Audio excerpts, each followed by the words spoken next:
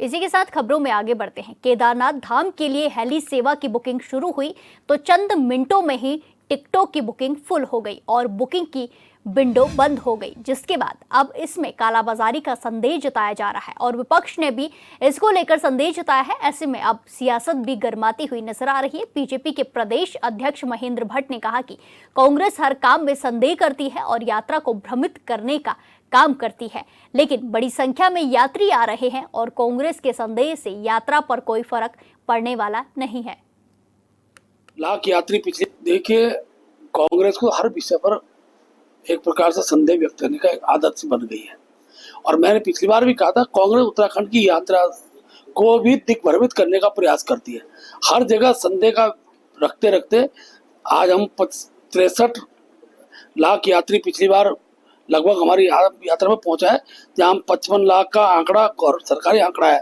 लेकिन in all जो हमने पूरी जानकारी प्राप्त की है, आज भी हम लोग बैठे थे, लगभग 60 लाख से ज्यादा यात्री आए हैं। लेकिन कांग्रेस संदेह का यात्रियों पर कोई असर पड़ने वाला नहीं है। जहां तक हेली सेवा का विषय, हेली सेवा की बुकिंग पूर्ण हो चुकी है और बड़ी संख्या में यात्री आएंगे।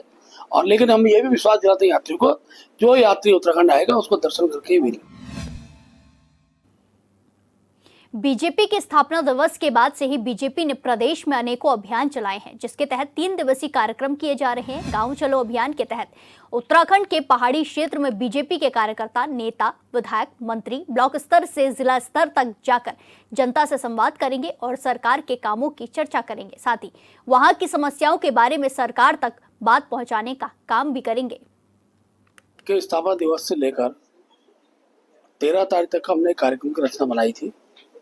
उसके तहत 10, 11, 12 ये 3 दिन हम लोग प्रत्येक मंडल का पदाधिकारी से लेकर ऊपर राष्ट्रीय पदाधिकारी तक किसी एक बूथ पर जाएंगे, एक गांव में जाएंगे और 8 घंटे का समय गांव में रहेंगे।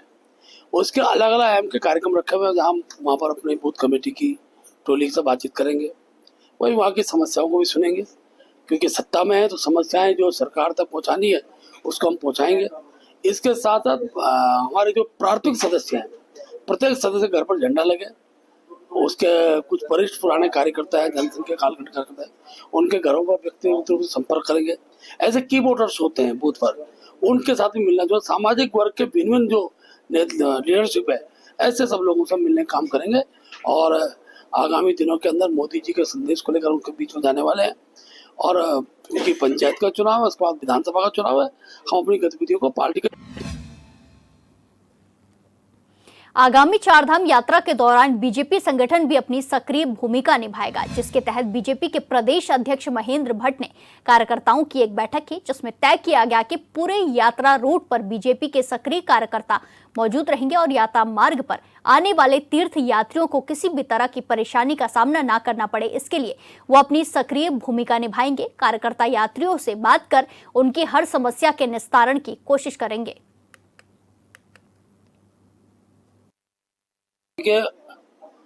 आज भी चारधाम यात्रा के संदर्भ में जहां सरकारी दृष्टिकोण से समीक्षा होती है, मुख्यमंत्री लगातार सब प्रकार का उसका व्यवस्था बनाए रखने के लिए हर प्रकार का विभाग को निर्देशित कर रहे हैं।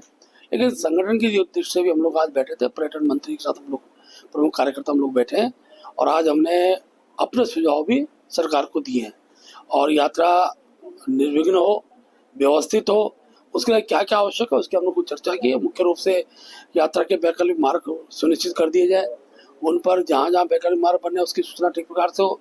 हर राज्य में जहाँ से यात्री आ रहे हैं उनको उनकी भाषा में, जहाँ हम लोग बहुत प्रकार की गाइडलाइन की जानकारी दे रहे हैं, वही साथ साथ हमारे उत्तराखंड के यात्रा चार धाम यात्रा में और कितने धार्मिक स्थल है उसकी भी जानकारी वहाँ तक पहुँचे। जो यात्री आए वो केवल 10-11 दिन के लिए ना आए, बल्कि 15 से 20 दिन तक वो उत्तराखंड की सुंदर वादियों में रहे, जहाँ वो धार्मिक पर्यटन के रूप में अपनी यात्रा को सफल बना सकता है।